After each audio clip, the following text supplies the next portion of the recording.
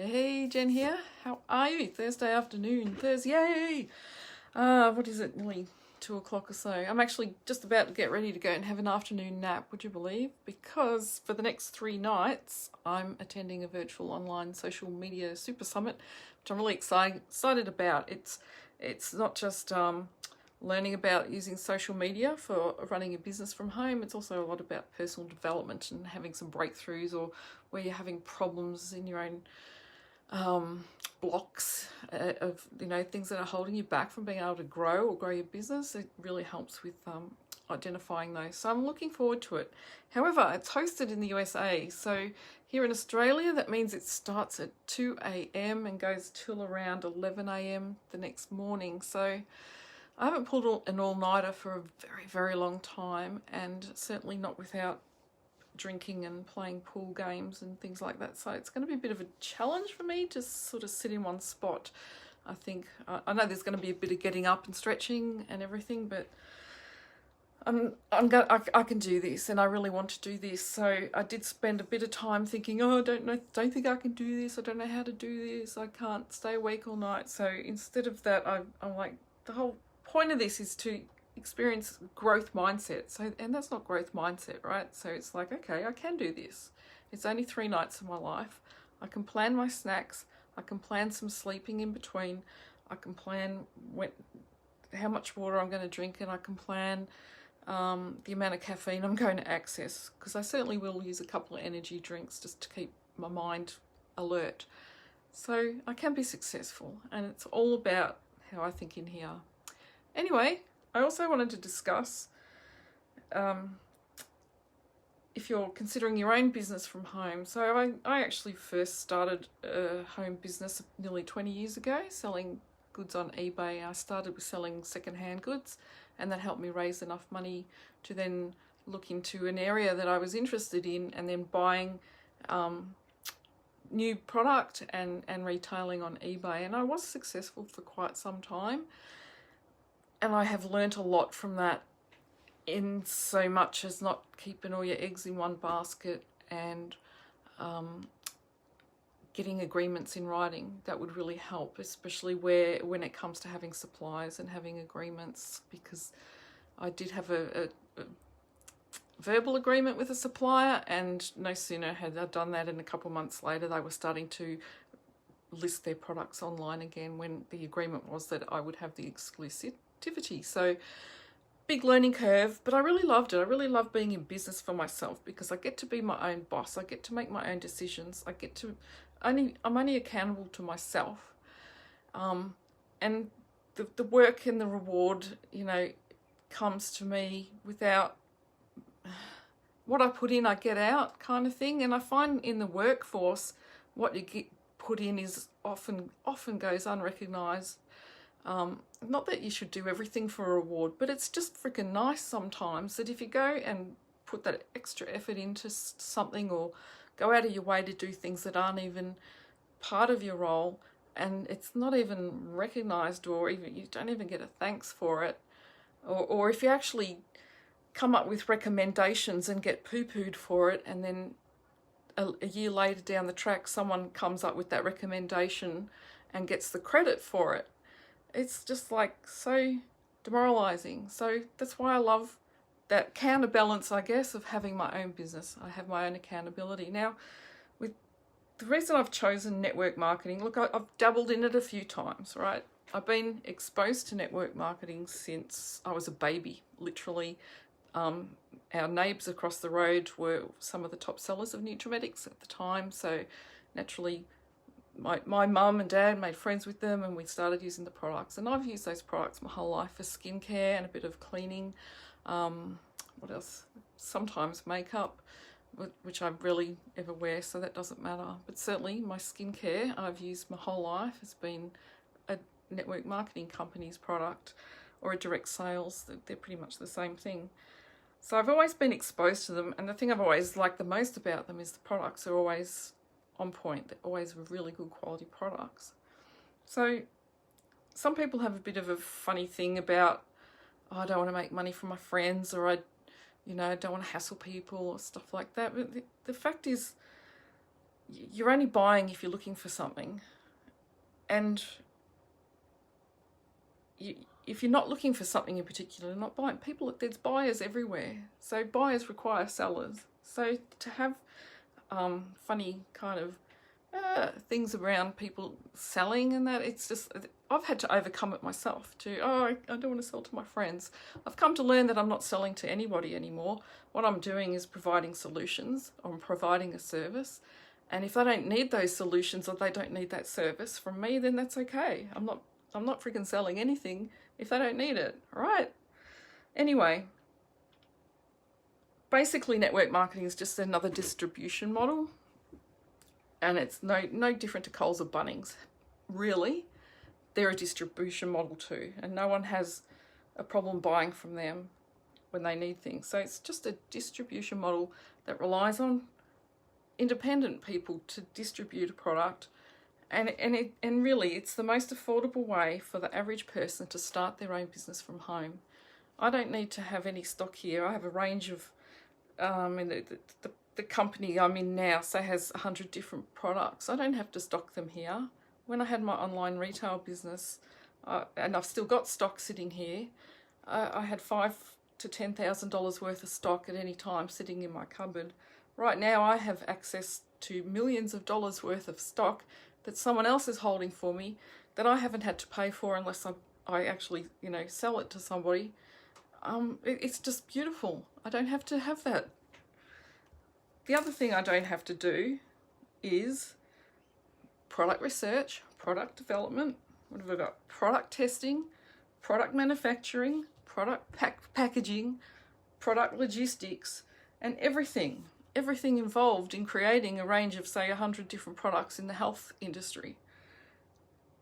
To do any of that would cost millions and millions of dollars. You'd need research labs, you need facilities for manufacturing, you need so much if you want to go into that kind of a field. Even if you consider, I'd like to do a health business, even if you had to set a shop up in a supermarket, a shopping centre, consider the cost of the rent, the fitting out the shop, and then the staffing and the product. You couldn't possibly start a health shop up, a well-stocked health shop up for under $80,000 or $100,000. So I've literally started a health and nutrition business for under $200.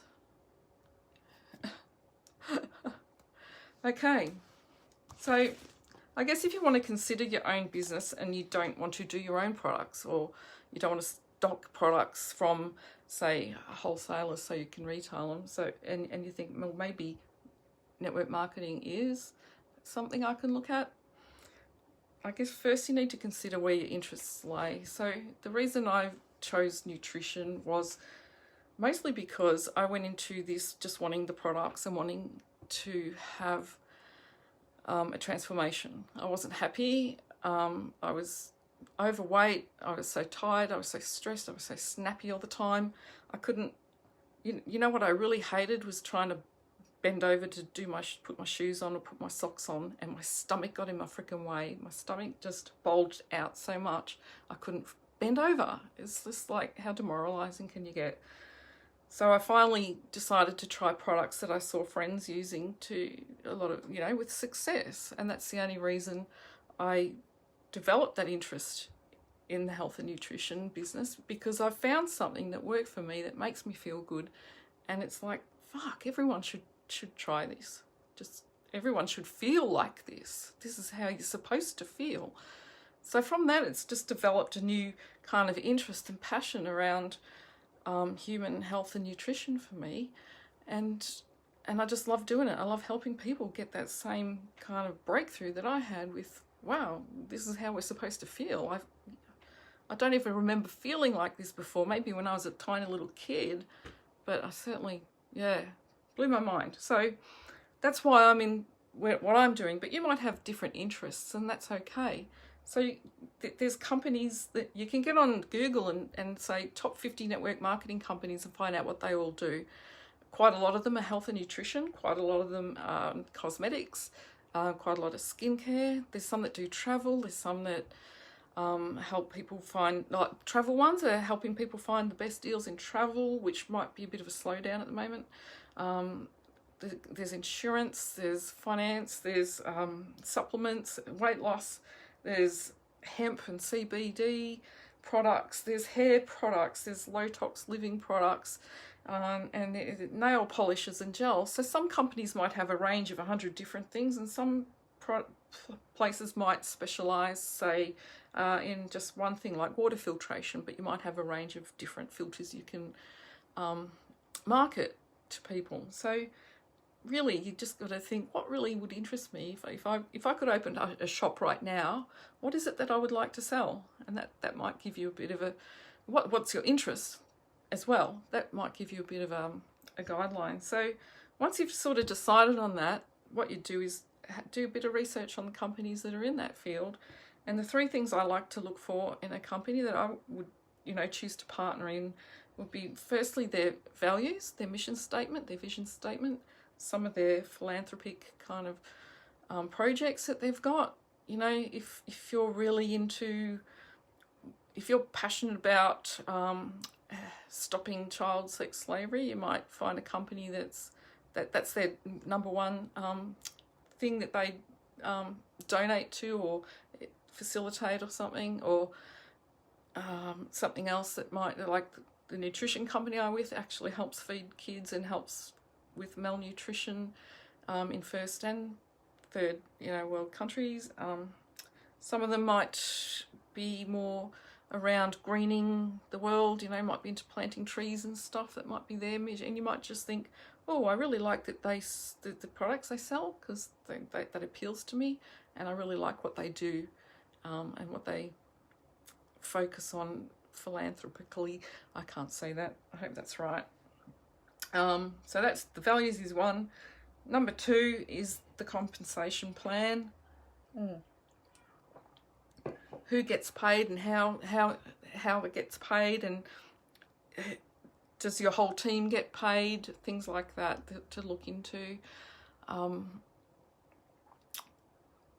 It can be a bit confusing. It can go to many levels of depth with payouts in network marketing companies, but it needs to be fair. It needs to reward people for the level of effort they put into their businesses, and it needs to, I think the thing I would look for too is like the volumes don't zero out every month. I think that your volumes that you build up should always stay.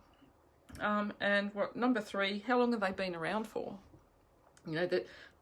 The longer they've been around for in a competitive market, the more you can feel assured that they've got a good quality plan, they've got a good quality product, and that they're gonna, if they've been around this long, they're gonna stay around. You can still take a risk too on a new startup or something like that. That's totally fine too. It depends on the risk level you are happy with. So they're just some things to consider. As a network marketer, there's probably 2 main concerns that I get around it having a bad rap. And the first one is that reps can be salesy and really pushy, and that is absolutely true. Some people are taught methods that I just find really abhorrent, but they don't know any better, and so that's what they do. And people, the bottom line is you should just be asking people if they're open to taking a look at something that you have to offer. You shouldn't be going, hey, here, I've got this stuff, you should buy it from me. So yeah, there are pushy people out there, but there's pushy salespeople in real estate, and there's pushy salespeople in cars, things like that, but they still make sales, right? They're still filling a need there. And so you've got to kind of sometimes go, all right, she's been a bit pushy, but do I actually have room in my life for that thing at the moment right now? Yeah, I do. Yeah, all right, I'll take a look. Or no, I don't. No, I don't. No, thank you. No, thank you. Okay, don't be afraid to keep saying no. A good network marketer won't get shitty with you for saying no. And I have to say, in the early days, I did get shitty. It's because you just get into a weird mindset where I've got to make money, and you're forgetting that you're actually there to help serve. You're there to serve, and money's the bonus. That's all. Okay, so yeah, there's pushy sales rep. There's also reps that do it the right way. So if you want to learn the right way, I can hook you in with a really good team, really good training. I'm doing it the right way. And I've had good feedback from people who have said they really liked my approach. They're glad I wasn't pushy, and they even thought it was quite professional, which was a bonus for me. Okay, and the other thing is that I hear most often is most people don't make any money. And you know, you're absolutely right. Fact is, 80% of people in network marketing companies have a low level of desire. They're there mostly for the products, they're there mostly for the culture, and they only desire to earn between $0 and $500 a year. A year. That's 80% of people in network marketing companies. You also have around 15% who desire an income level that would, say, replace a full-time job kind of income or a bit more. And then you have 5% that desire to earn the 6 and 7 figures. Now, desire doesn't equate to effort. Like, hey, I desire $1 million too. But am I putting the effort and the work in and really doing everything I need to do to have that kind of mindset of a 7-figure kind of earner? No, I'm not really. I know that. I can admit that. Do I want to earn between $0 and $500 in a year? No, I want to earn a lot more than that. I would really like to earn close to a full-time income or more, but you know, that'd be really nice. A starting point anyway. And 15%. So I'm kind of in the 15% desire to earn, but I have to do the work. And I know that because it's not called network marketing for nothing. You do have to do the work, and you might even have to do the work for 1 year or 2 years before you see any sort of level of what you might consider successful financial results. But you have to be prepared to do it all the time and not quit. That's the problem. Most people quit. And it's well known that even putting in the effort, it's still a good 3 to 5 year kind of plan for that level of income you might be looking at. And yeah, some people, you know, race to millions in their first year, but that is such a rarity, and it's definitely not the norm at all. So anyway, I hope you've got something out of that, a few things to consider, and if this was helpful, feel free to share it around. If you want to learn any more about it, feel free to message me. I'd love to chat. And I guess I'm going to go and have my little afternoon nap now so that I can then get up and have some dinner and have another nap before I have to get up and do my all-nighter. I'm looking forward to it. And I'm definitely going to take lots and lots of notes, so hopefully I'll have lots of, pardon me, lots of stuff to share with you over the next few days. Okay, have a great day. Talk to you later. Sorry this is so long. Bye.